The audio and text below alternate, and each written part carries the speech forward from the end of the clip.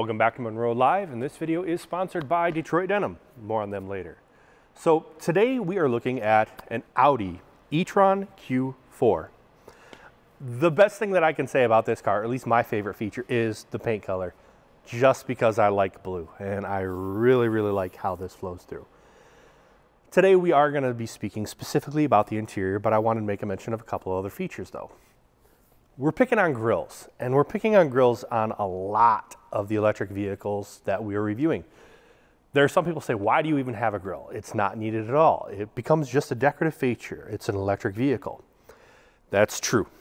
True in a lot of ways. There is still some air intake that is needed for an electric vehicle, but not as much as a traditional ICE vehicle. But a lot of the vehicles that we've reviewed that have a front grille, it's a big sticker. It has a geometric profile in the printing of the sticker, but this one, that is actually molded in profile. So even though it's non-functional, even though it's very large, at least they did put in that texture into the molded part. Again, it's subjective to the person, whether they even want to have some giant feature like that on the front of their electric vehicle. But let's go ahead and start to take a look inside. I see that instrument panel. It has a lot of texture. If you're really getting a look at it, it makes it look like there are two distinct monuments. There's the area directly in front of the driver, which is positioned towards the driver. And then this large piece of land, large area that is in front of the passenger seat that is actually turned and angled towards the driver. So when you actually sit back and look at it as a whole, there are two floating masses that are kind of shingled or connected together for this instrument panel. A lot of the designs that we were seeing recently are trying to have very flat, very linear designs from side to side of the vehicle. Very straight lines. This is completely different from that. This does not go by that type of a mindset. This goes by the mindset of, this is the captain of the vehicle and I am presenting all of the information, all of the controls to the captain. Okay. But I really can't say that I like all of the materials. A lot of hard components, a few wrapped materials, fabric-like material, but then even this. Yes, it is wrapped, but that is a very stiff artificial material. It doesn't really feel that comfortable. I do believe that this is probably machine pressed, but even at that, you can see the shadow of this wrinkle along the pocket here. What is underneath the structure that is supporting this shape that's causing that type of a shadow to read through? Now that stiff material might be part of it. It's just not plush, it's not soft. And the seat's the same way. This seat, the artificial material that they're using for the seating, it feels stiff, it feels hard, it's scratchy. It's not soft and plush. I'm not opposed to the color. Again, I like light vehicles for review because we can see everything. But look at the pattern.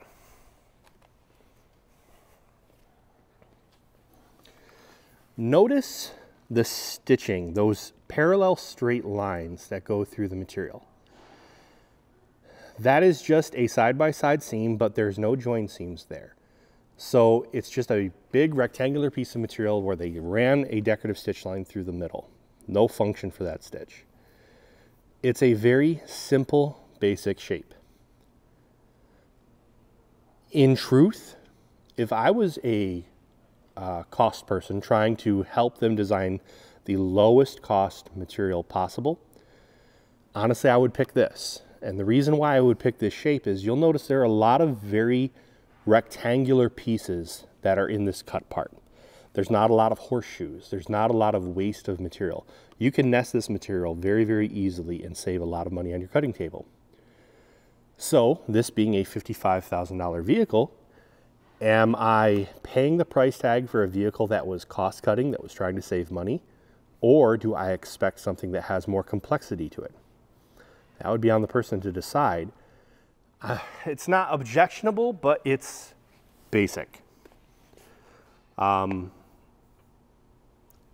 When we were talking with the Mercedes, it had kind of like a beige interior. With that beige interior, it had black seatbelts. For a low-cost vehicle, that is one thing that I would suggest to the company is get rid of your color match seatbelts.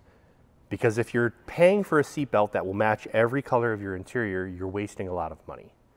For that low-cost vehicle, I would say go with black. And I thought it was kind of funny that an $80,000 vehicle decided to do that. They had black seatbelts sitting right in the middle of their beige interior. This is the same thing. They went with those same decisions. So your seatbelts are not color matched to your seat. You can kind of just see it. It's not so pronounced on the driver's side, but the passenger side, it sticks right out. It's hard to see on camera because it's in shadow from the armrest. But then look at the ISOFIX. The ISOFIX are the little blocks on the joint of the seat where your child's safety seat would attach. Big black plastic bezels sticking out. I personally do not like those features to be so pronounced. And it's a trade-off. If you are a person who has a child's seat, yes, you like being able to see that feature. It's going to stick out for you. But you have that child seat for only a set amount of time. In truth, most of the buyers of this vehicle are not actually going to use that feature. And to have that feature so prominent, I think it is a detraction for the rest of the population that is not going to be using that as a child seat. This video is sponsored by Detroit Denim.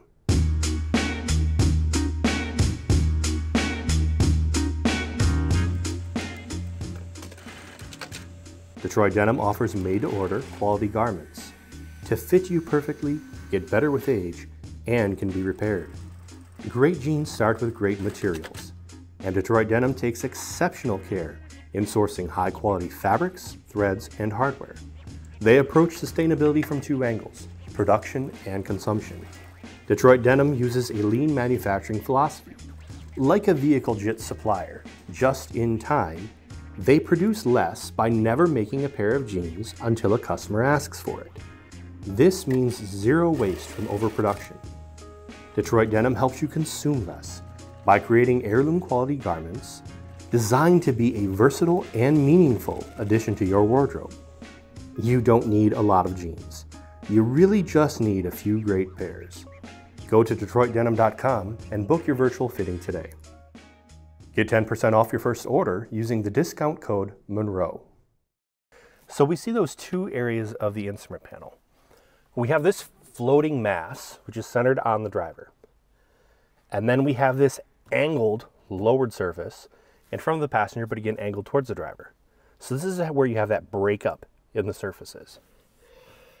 Now, even though we have a breakup in the surfaces, this is all one part. I think there's a break here for the HUD, but this is soft, this is soft, this is soft. This has a geometric technical grain, but as we wrap around the edges, it goes into more of an animal grain, more of a leather grain. See this feature here. This is not a separate component from this. This is, again, soft. This is soft. So this is either a rotocast or a thermoformed skin, which is then foamed after it is formed. All of this formation is made in one tool in one part. That is the exact same type of technology that is used on the Mustang Mach-E, where it has a skin foam in place on the IP substrate. So we have the same technology that is used, the same capital equipment in the Mach-E that is being used on this Audi. The difference is the shape the designers decided to go with. So that's where you're getting your variation. And it's hard to justify cost over shape. If I know I have to pay for the same tooling, I have to pay for the same capital equipment, I'm building a line, and I have equal investment, but I'm going with a different pattern or a different shape, I'm trying to justify my market, I'm trying to justify my selling price based on what people are willing to pay. what they think my vehicle is worth. It's hard for me to do that just because I always think of how am I manufacturing it, not how am I justifying the expense or justifying the cost. So breaking it up from there, we have a wood grain, but again, I do not believe this is real wood. I do believe this is an in-mold film. They can have a patterned, basically like a thin printed film, which can go into the injection molding machine, injection mold behind it, to give you that type of a texture. Good thing about that is you can change that printed film between each part, so you can have a lot of complexity, a lot of different variations that you're using in one tool. Now look at the center screen. Look at how much that is angled towards the driver. Made for the driver. If I'm the passenger and I'm trying to use this, it is really twisted and angled away from me. Honestly, I kind of like that from a functional standpoint, but what does it do to the overall shape? I've lost those straight linear lines to get something that is more functional for the driver. Our center console, we have this floating island again. Same type of a feature that we saw on a Kia, I do believe, where we have a floating control panel over top of our center console. Our shifter. Now, I was criticizing Chrysler when we did the Jeep Cherokee, the fact that I hated between every Chrysler model how their shifters work completely changed from vehicle to vehicle to vehicle. And I've seen a lot of vehicles changing up how their shifters work, especially recently, especially with the introduction of electric vehicles. Having consistency and having, what would I say? A familiar expectation or a familiar function, I think is important from vehicle to vehicle, because you want to be able to get into a vehicle and know what you need to do to drive it. You don't want to have to relearn. So I kind of pick on when people try and get very, very fancy with the shifters because it creates a small learning curve. But this one is very simple. It doesn't have a lot of bells and whistles.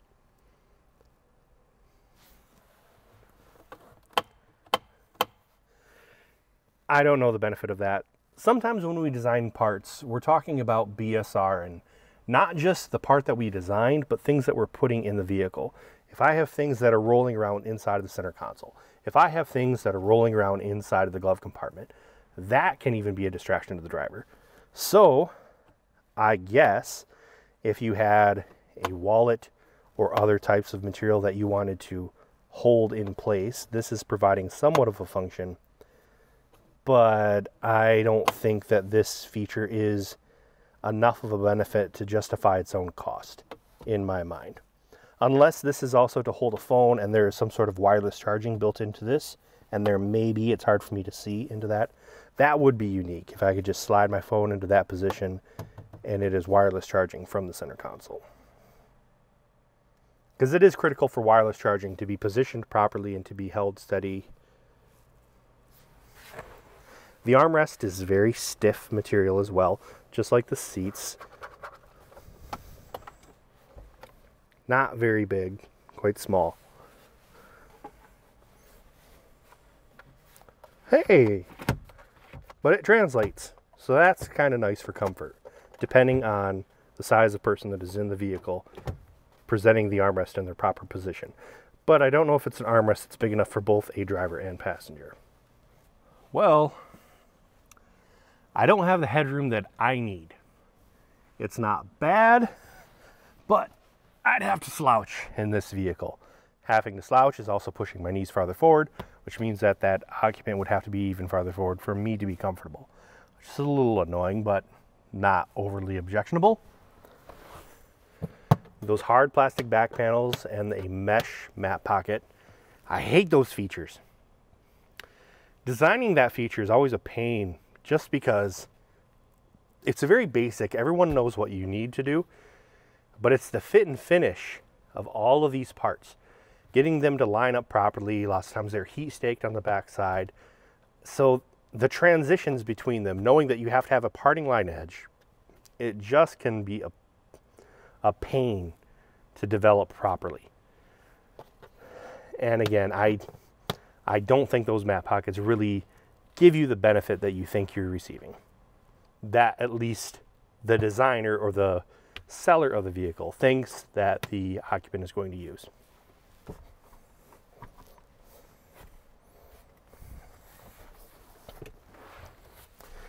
Very stiff armrest. I wish that detent wasn't so tight, but it might loosen up over time. This, I think I mentioned that on another vehicle as well. Look at how thin this armrest is. But it has a fixed cup holder. By fixed cup holder, I mean a cup holder that's not deploying and creating a pocket. I've worked with a lot of OEMs that have claimed, wait, our armrest design is too thin, so we cannot have a standard cup holder. So we have to have this deploying cup holder that costs us $15 in mechanism for something that when you have those deployable cup holders, they're very, very easy to break. And if I'm a buyer and I'm trying to trust an automotive company, I prefer a feature that is going to be reliable over a long period of time. And I will respect a feature that doesn't break on me, that doesn't give me a problem. If I have that deployable cup holder and the spring wears out, a piece breaks off, I'm going to be very upset with that automotive company because of they thought they were giving me a fancy feature, but all they were doing was giving me problems and a headache. Which is one of the things that when you're developing something new is always a risk. A lot of people say in automotive they want to be first to be second. They want someone else to take the headache of blazing a new trail. They want someone else to take the risk of designing something that possibly had flaws, and then they're just going to take that design and improve it and then put it in their vehicle to come afterwards. I also hated that type of mindset. If you're going to do it, take the risk, but if you take the risk, really think about what you're doing. Now, one other feature that I want to talk about, just because I think they're stupid. Look at this. This hard parcel shelf in the back. It's not really a shelf. You cannot put anything up here. You can't store anything up here. But it is very big. I cannot reach to the back of it. Let's open up the back and see it. So this is basically just a sunscreen. I'm assuming, yes, it is removable. It's a hard panel. It's a compression molded panel. Even though it is a hard panel, you cannot put things on it. You wouldn't want to put anything on it. It is protecting your cargo area, but what is it protecting your cargo area from? Some would say, well, it's a sunscreen just so that things that are in the back are not going to get very, very hot. It's still in your car. Your car gets very, very hot. Or some people will say, well, that is a protective feature because if I put in something expensive, if I put my purse in the back, I don't want people to be able to see it. Well, tell me what you see in there. It's already tinted enough that you're not really going to pick anything out of it. There it is.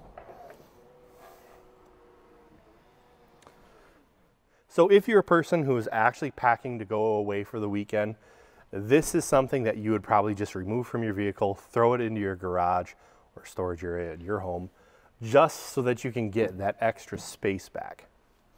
All right. Nice load floor, nice, very, very firm load floor. So we expect to have storage underneath the load floor, and we have storage under the load floor. Right now, there's the charger. It's a very, very narrow storage area, but look at this. We have another layer. A few things that could possibly fit down there. I thought that was kind of interesting to have a firm load floor providing a smaller layer underneath another load floor. Now check this out. This is a compression, kind of like what we would call a honeycomb material. There's a certain amount of fiberglass in here, also probably a cardboard type material. And then it has the carpet that's glued over it. So this is the first layer. You flip this up, this is what you were seeing. This is the second layer. Okay, carpet on the surface, just like that one. Flip this up, and I have a nice soft backing on the back of that. Why? Why are we giving a fabric backing to the piece that is going to be used infrequently, but yet we're allowing you to see that fiberglass panel on that component.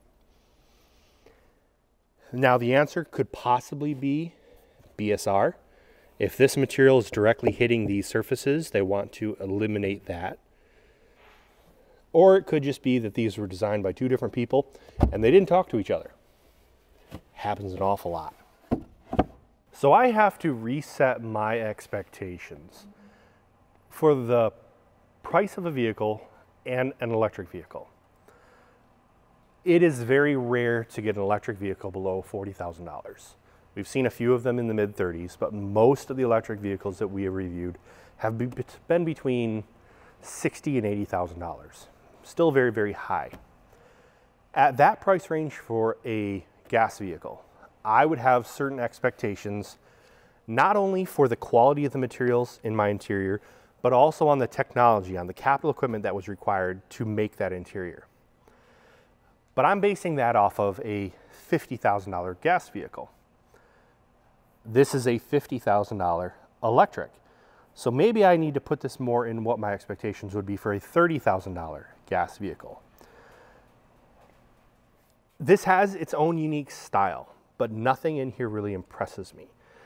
I would be judgmental of anything at $50,000 with these choices made, these materials decided on, and this construction method and capital equipment required. But I have to remind myself that that is still discounting the fact that it is electric drive, the fact that there's a battery, all of those things that would drive up the cost. So even though I am critical, I think that I should temper some of my criticism and understand what this is and where we are currently at in our market, in our economy. And maybe this is perfectly acceptable and expected for a $50,000 electric vehicle. So thank you for watching Munro Live. I hope you've enjoyed your time. And if you're not subscribed, please subscribe and stay tuned for future videos. Let me redo that one. Thank you for watching Munro Live. And if you are not subscribed, please do, and stay tuned for future videos.